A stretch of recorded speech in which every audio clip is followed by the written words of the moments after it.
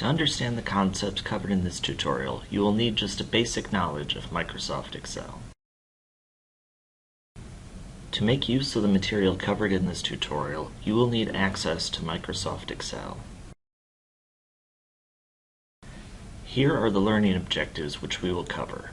By the end of this tutorial, you will be able to discuss the reasoning behind different graph type choices, demonstrate the basic steps in creating a simple graph in Excel, and use some more of the advanced options for changing the look and feel of your graphs.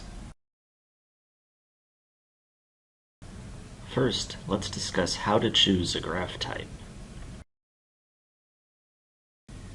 Using Excel, it's possible to make a wide variety of graph types. Here we see two of the more common types, the pie chart and the column graph. And here we see one of the less common graph types that you can make with Excel, the radar plot.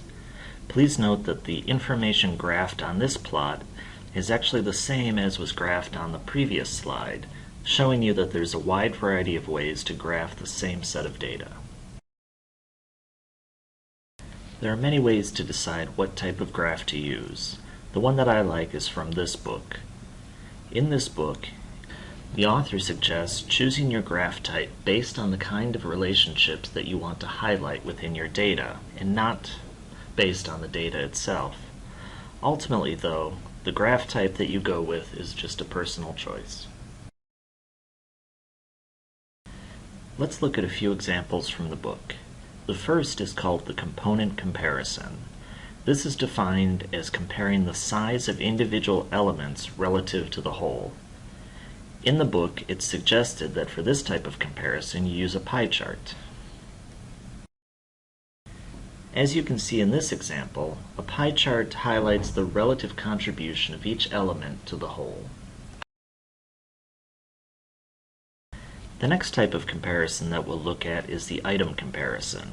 This simply means ranking items, in this example from highest to lowest. For this type of comparison, the book suggests using a bar chart. A third type of comparison is a time series comparison. This is defined as highlighting the change in value over time. The book suggests using a column chart or line chart. The ideas discussed in this book represent one system for helping you to choose your graph type.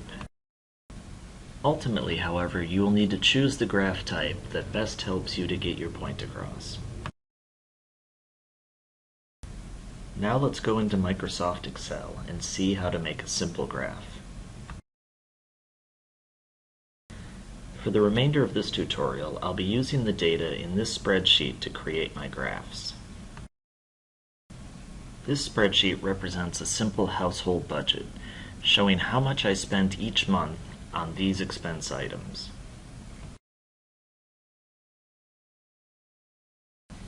First, I need to select the data that I want to graph. For this example, I want to show how my electric bill changed from month to month.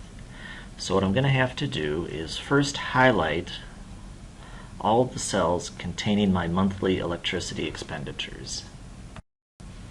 Next, I'm going to go up to the Insert tab, and here's where I choose what type of graph I want to make. There's a variety of different types, column, pie, line, but for this example I'm going to do a column graph. There are a variety of different types of column graphs, but I'll just do a simple 2D column graph. You'll notice when the graph is highlighted there are several tabs at the top. These are the Chart Tools tabs. If I click on the spreadsheet they disappear, but when I highlight the graph again they come back.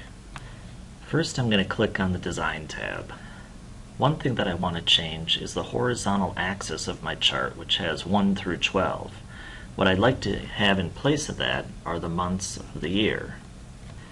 To change that, I'm going to click on Select Data, and under the horizontal axis label here, I'm going to click Edit, and it's asking me what do I want to put in place of the 1 through 12. So I'm going to highlight the months.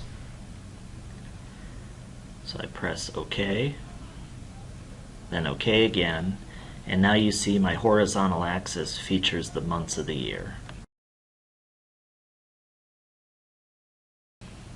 Another thing I can do is to change the chart layout. So you'll see I have a number of options here. Let's take a look at one of these. So on this one, you'll notice there's no y-axis, and the values are put on top of each of the bars. Another type I can do is this one, which puts the y-axis back and gives me a chart title. The first thing I'm going to do is delete this Series 1 indicator here, because I'm only comparing one item, which is electricity. And now I will change the title to electricity usage, and my simple graph is finished. Now let's make a different type of chart. For this one, I'm going to make a pie chart showing my January expenses. So first I have to highlight the data, which will be the January expense items. Go up to Insert, and this time I'm going to choose Pie Chart. Again, there are a number of options, but I'm going to go with the simple 2D pie chart.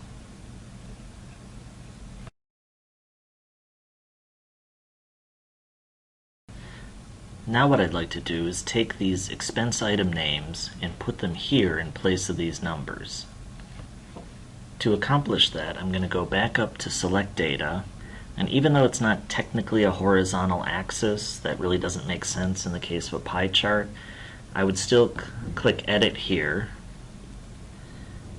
and then I will highlight the expense item names, press OK, OK again, and you can see that it replaced the numbers with the expense item names.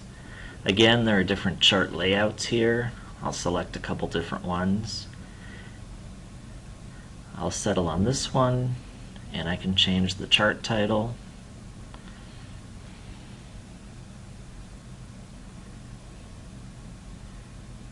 And now this graph is completed as well.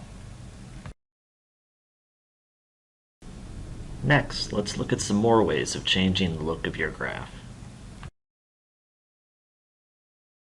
For this, I'm going to go back to this first graph that I made, showing my electricity usage from month to month.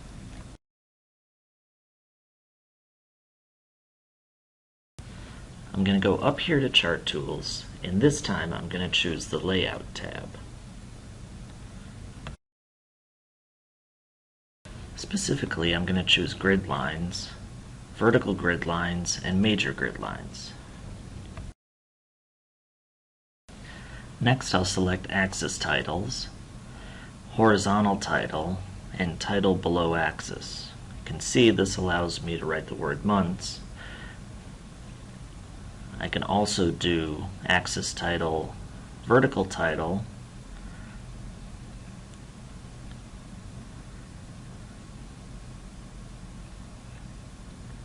and this allows me to type the word cost. Besides the chart tools, I can go back to the Home button and increase the font size.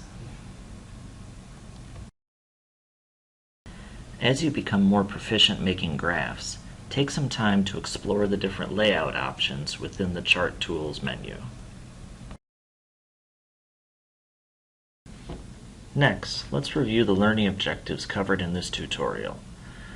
First, we looked at some of the different reasons why you might choose different types of graphs. Then we demonstrated the steps in creating a simple graph, and then we looked at some of the more advanced options for changing the look of your graph.